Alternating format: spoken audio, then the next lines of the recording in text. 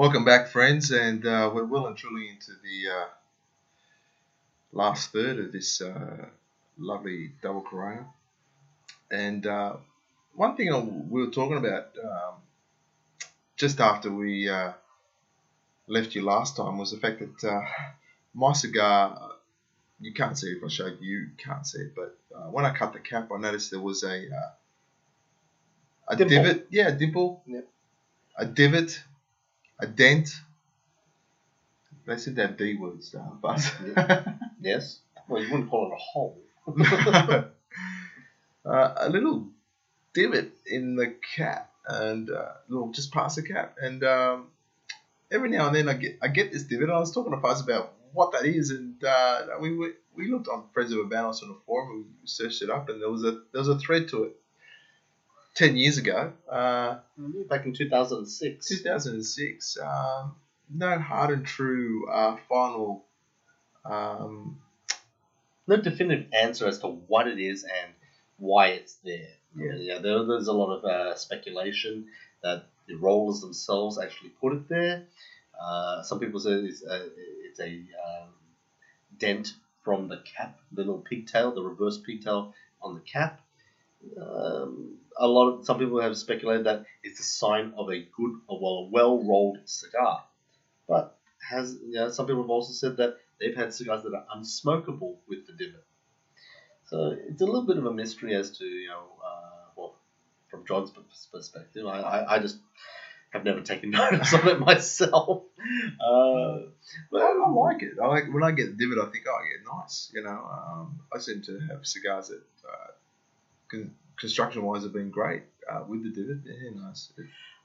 To be honest, Yeah. the number of cigars I've cut, I've never really noticed it too greatly. I have seen it on occasion. Is it a sign for me of a really well rolled cigar? To be honest, I haven't had a plugged cigar in the last 3 years. Same here. The last one I believe was an Encantos actually. Oh no! Yes, unfortunately. Yeah, You love your Encanto. I do indeed. But that was the last time I actually had a plugged cigar. Oh. And that one had just some wicked stem right through the middle of that it. would So, make sense. Yeah. but I've never noticed the divot showing as the sign of a well-made cigar. Right? It's just one of those things. Just another one of those things.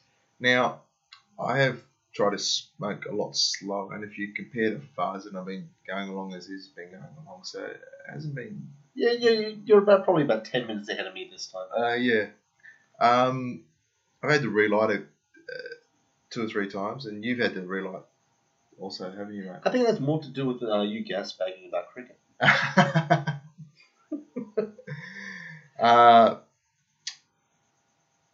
Just to give you a little bit of context, we're both stunned.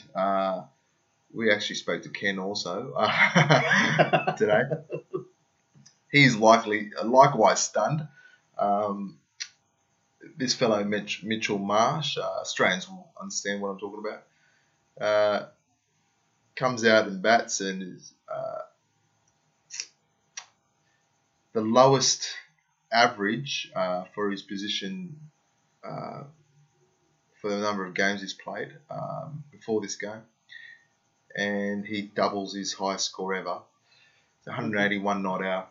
It's I don't know, it's quite unbelievable. Mind-boggling, I think it was. Mind-boggling. I said earlier, how the hell he has managed this? But then again, people have said the pitch, the condition of the pitch it is, right? Anyone can whack off 100. I think so. If you know cricket, when you hit the ball and it goes to the boundary, the end of the field, you get 4 runs, and as a batsman, you want a run of those to build your innings, and as a batsman, you want to get to 50 in a test match in a 5-day game. Possibly 100. Doesn't happen all the time, but he's hit 29 of them today. 29. That's 116 runs in boundaries, and the score that he's on at the end of the day is 181. and he's got to bat tomorrow and try to get 200 now. If anyone had said that he's going to be batting for 200 before today, if Ken Gargett was here, I know he'd say the same thing I'm about to say. Anyone would say, you're crazy. There's no way. There's just no possible way. I don't even think he'd get to 20 runs. He offered a couple of chances, or hit a few false shots, balls in the air. I actually expected to go out on the duck. Yeah. Sport, friends. It's an amazing game. Anyway, back to the cigar. Yes, back to the cigar. Back to the cigar. Look, in the last third, I was just saying to Fuzz that I was picking up more notes of bitter chocolate, and now I'm getting a bit of leather. I'm slowing down on the flavours. I'm not. The first half, I really was enamoured with it. I loved it. It's what I want out of a Vegas Robaina cigar. In regards to the chocolate, the sweetness, the raisin sweetness, a little bit of leather. Fuzz was saying there was some like salt, buttery salt. Yeah, it was like a salty butteriness in the beginning. Probably the first half of the cigar, I was getting that saltiness, that butteriness, especially on the lips. Now that butteriness has pretty much gone to the back. Taken a step back. Absolutely. I get that raisininess that you were talking about, a bit of that bit of cocoa. Oh yeah. What I'm also getting though, I mean, it is, being a young cigar, is a bit of ammonia. Yes. Right. But it's a youthful cigar. It really does need a bit more time to settle down, to take a bit of a rest. So would you say there's a bit of harshness? Because for me, there's a bit of harshness there, and I'm not. I wouldn't call it harshness. Not harshness. No, Okay. no, it's not. It's not harsh. Okay. I would say it's more just a young cigar. Okay. Yeah. So how many years before you want it to be like the first half?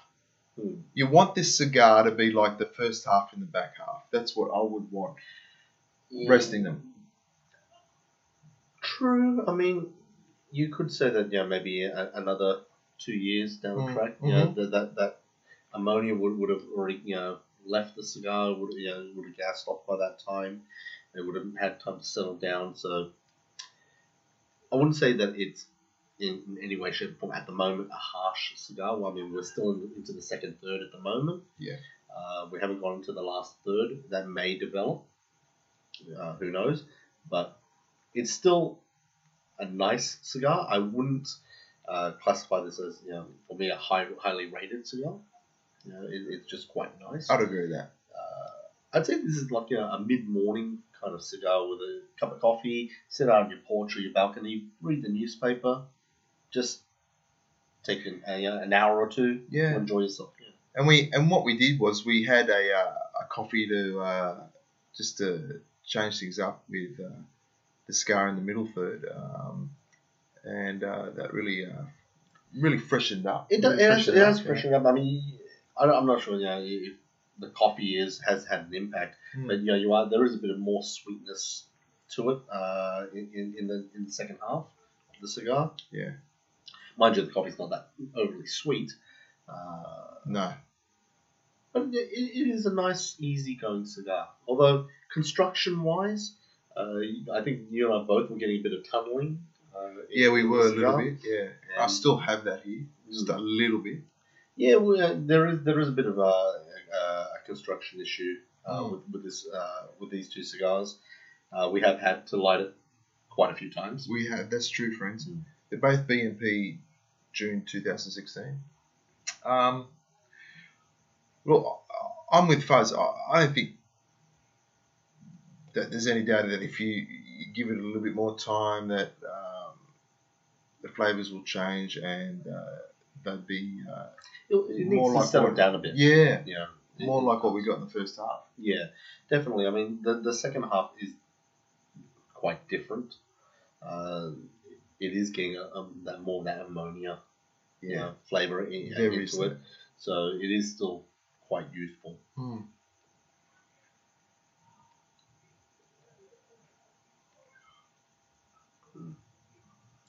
And yeah, I mean, it does seem to